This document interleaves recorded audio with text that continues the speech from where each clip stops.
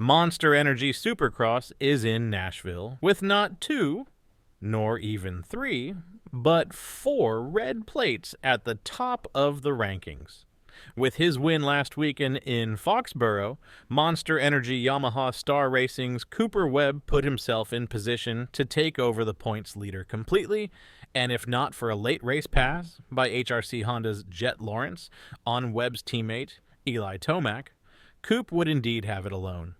And with this being an East-West showdown in the 250 SX class, the Monsterenergy Pro Circuit Kawasaki's of Cameron McAdoo EAs and Levi Kitchen West leading their respective regions, both green bikes will be adorned with red plates. With the weather looking like it's going to cooperate, it should be quite a night at the races in Music City. Nashville is one of the most popular rounds of Monsterenergy Supercross. A tourist destination, oftentimes these two trips in one cities bring crowds from all corners of the United States. After all, what's not to love about a night of honky-tonkin' after watching the world's best supercrossers go head-to-head? Nashville was also one of the most pivotal rounds of the series last year as Cooper Webb's heat race crash marked the end of his series. Justin Barcia and Jason Anderson also suffered injuries in the section right before Webb's mishap. Let's hope 2024 is a bit kinder, eh?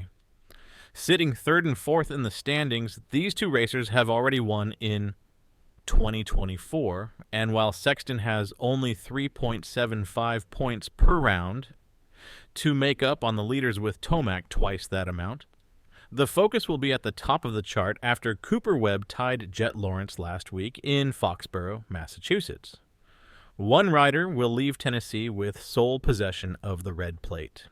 If the season ended today, Lawrence would have the tiebreaker with 5 wins to Webb's 4. But momentum's pendulum swing favors Webb.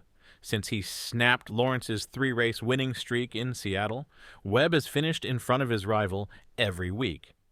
As Lawrence experienced trouble in 2 of the 3 races, Webb strung together 3 podium appearances.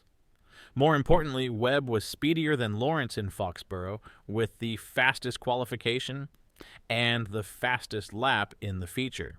After winning the championship in 2019 and 2021, Webb was designated the odd man in for 2023 and fully lived up to the hype until a hard crash in Nashville left him on the sidelines for the remainder of the season.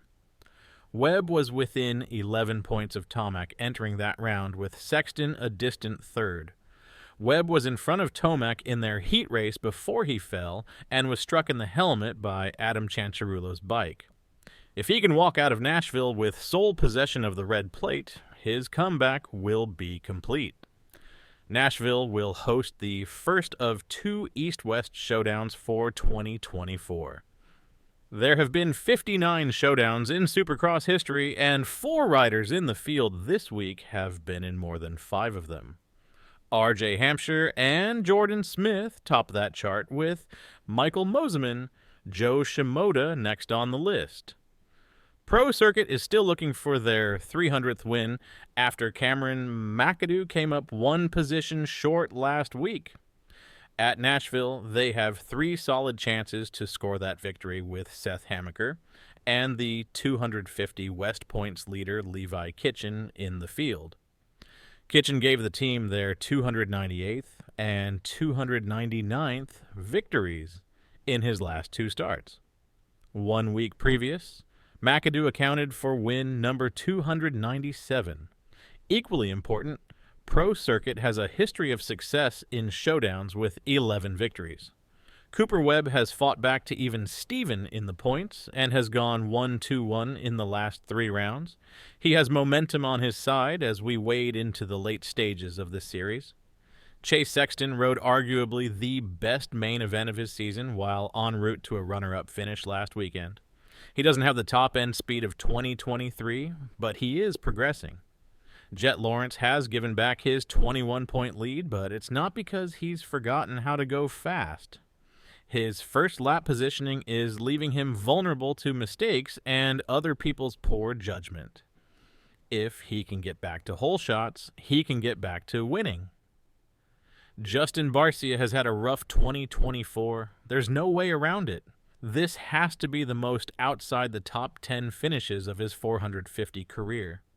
Hayden Deegan grabbed the Foxborough win and turned momentum back his way a bit. He's still 13 points down, but feels like he clawed his way back into contention. Cameron McAdoo extended his points lead to 4 and stayed consistent along the way. Levi Kitchen has been red hot on the West Coast and looks to prove he's the best on any coast.